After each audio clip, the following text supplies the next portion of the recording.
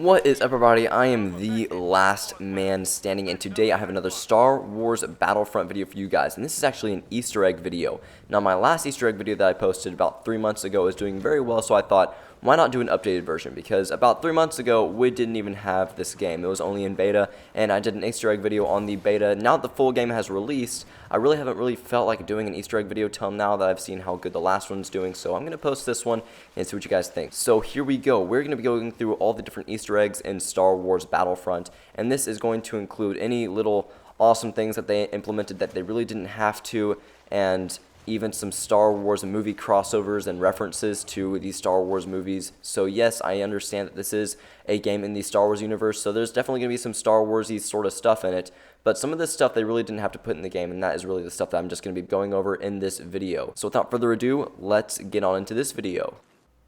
So if you play on the tutorial mission that you can access in the main menu of the game, you can actually go to the far side of the map, the opposite side, and see Tauntauns, a herd of Tauntauns and a lone Wampa wandering the great snowy plains of Hoth, really close to Outpost Beta, the Outpost Beta map, which is also the Walker Assault map, since the training mission is actually on a distant part of this same map. And it's just something really cool that they really did not have to implement into the game that they did anyway. And not only do you get to see these awesome guys, but if you really listen, off in the distance, you can actually hear them too. You can hear the growl of the Wampa and the faint cry of a Tauntaun. And next up, we have another Wampa Easter egg. This one is on the Echo Base map. It's the smaller Hoth map that is totally indoors, and this door here is actually holding back a layer full of Wampas. When they created the Echo Base, they actually dug it into a system of caves that were actually Wampa caves, and they trapped all the Wampas in one room. And actually, if you listen close enough, you can hear the Wampas from the other side of the door making their little roar noise.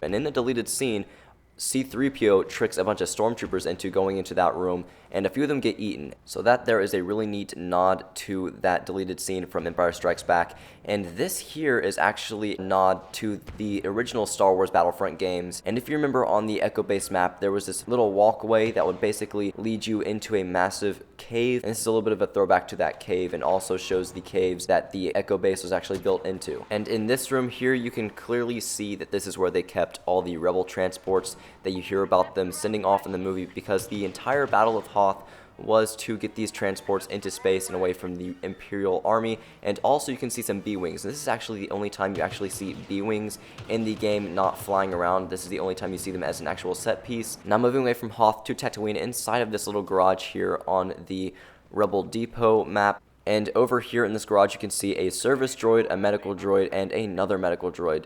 And these are all going to be used by the Rebellion, since this is kind of like a little homestead that has secretly been taken over by the Rebellion. And also, if you move outside, you can see over to the right, on out, and across the landscape, you can see a herd of banthas, and these guys will just basically show up periodically. If you move up over to the right even more, above where the garage is, you can actually see a rebel turret, as this is kind of like a homestead that has been turned into a rebel base. And inside of the Rebel Depot base, you can actually find a version of Luke's Landspeeder. Now, I doubt this is actually Luke's Landspeeder, but it is the same model and the same type, and it looks like this one has seen better days. But it is still pretty cool to actually see a Landspeeder like what Luke had in the game. This next map, Dune Sea Exchange, is absolutely covered in Easter eggs. First one here is the Krayt Dragon skeleton that you see C-3PO walk past when he first arrives on Tatooine in the very beginning of episode 4. And it is pretty cool to see this. The Krayt Dragon is actually one of my favorite Star Wars creatures. And over here we have a herd of banthas walking across the massive desert landscape. They look pretty cool.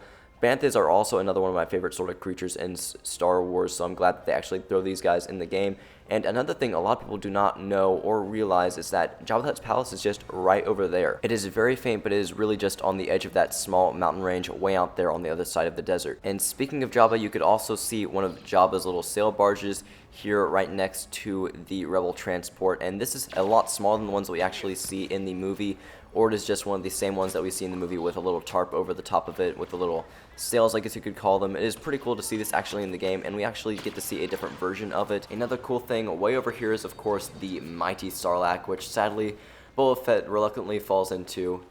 And it is really neat to see this. I was really hoping that they would include this in the game. When I saw it in the trailer, I was like, yes, that's another great addition to the game. It's just a neat little Easter egg that you can kind of sort of interact with, since it does kill you. And another thing that a lot of people haven't really noticed is that out there is the escape pod that C-3PO and R2-D2 used to escape Princess Leia's spaceship in the very beginning of episode 4, and it's also the reason why they were able to crash land on Tatooine. Another thing that they really did not have to include, but they decided to anyway, just for the immersion of this Star Wars Battlefront game, is this massive sandcrawler that you can see out in the distance of the desert, and it does move around here and there and everywhere, so it does not stay in one place, and that's pretty cool. Last thing, if you play this map on the multiplayer game modes, you can actually see why this map is called Dune Sea Exchange, and that is because this is more of a little trading post for the Rebel Alliance, and here you can actually watch as a Rebel transport lifts off and flies off to either another part of the planet or a different planet altogether, as it's gotten what it needed from this other Rebel transport. Here on the map Javal Refuge, there are a few things worth mentioning. One, if you look down out into the canyon on the far side of the map,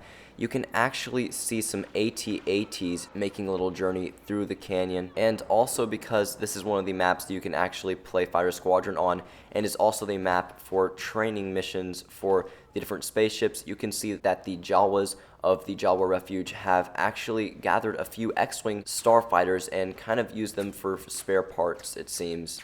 And speaking of starfighters, every once in a while, a few TIE fighters will chase some X-Wings around the canyon. I'm not really sure what actually triggers this Easter egg, but it is pretty cool when it happens, and it is very quick, so you have to pay very close attention. And not only is this a Jawa camp, but it seems that on the top of that mountain there is actually a Tusken Raider camp not too far away, as there are lots of Tusken Raiders on top of this little mountain. And there is a lot more than I thought there were. I knew there were a few up here, but there is literally just at least 30 or 40 different Tusken Raiders all hiding out on top of this mountain, and they pop up very, very seldomly. But the best way to really get their attention is to just shoot at them. And I found the best way to get their attention and to also see them is by standing on top of the sandcrawler in the very center of this really nice map. And as Luke Skywalker said, it kind of makes you feel like you're being watched. And moving on to Endor, you can actually spot a few of everybody's favorite man-eating teddy bears, and yes, I'm talking about the Ewoks.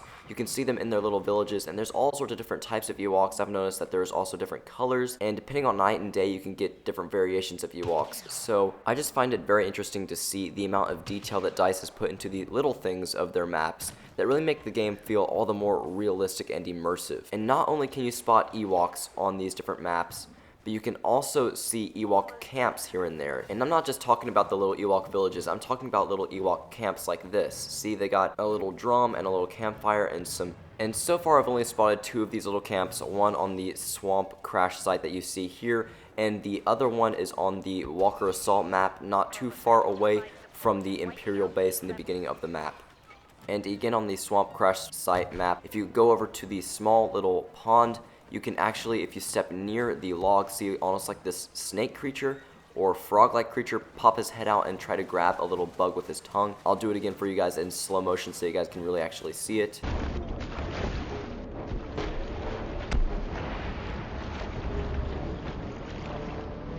It kind of reminds me of the little creature that tries to grab Luke Skywalker in the trash compactor on the Death Star. And this next Easter egg here is something that a lot of people probably haven't really noticed, and that is, if you look out on the large lake on the Walker Assault map on Endor, you can actually see this little Ewok Village on a lake, which is the first time we've actually ever seen this in the Star Wars universe that I know of. And this is actually from a bit of concept art for an Ewok Village that was actually never used for Return of the Jedi, so it never really saw the light of day till now. And it is another thing that they really did not have to add, but for a lot of Star Wars hardcore fans, this is a pretty cool thing to see, as they've implemented a bit of concept art. And this little Ewok trap here is a reference to the Ewok trap that you see Han, Luke, Chewbacca, R2-D2, and C-3PO all get trapped in Star Wars Return of the Jedi. And if you play this map at night on the Supremacy game mode, these nets are actually empty, which is kind of interesting. Now, another little Ewok cameo is this little guy here flying around. You can actually see that he has a rock in his hand, and he makes little circles around and through the Ewok Village. So if you're ever in the Ewok Village, just be on the lookout for this little guy, because he does make a very frequent appearance. Now, over here on Solist, inside this hangar, you can actually see what is either a factory for building TIE fighters or a TIE fighter repair center. And I believe it is a TIE fighter repair center because it does not look like they are actually building them, but rather they are disassembling them and fixing them up. I can imagine a factory having a lot more conveyor belts and heavy machinery than just a few panels here and there, and a few TIE fighters hung up on the ceiling. And another really cool Easter egg is the markings on this very weird piece of machinery that floats just above the surface of the planet Solist. And these markings actually translate into the words Suro Sub Corporation, which is actually a corporation that was based on the planet Solist that employed over half of the entire Solistan population.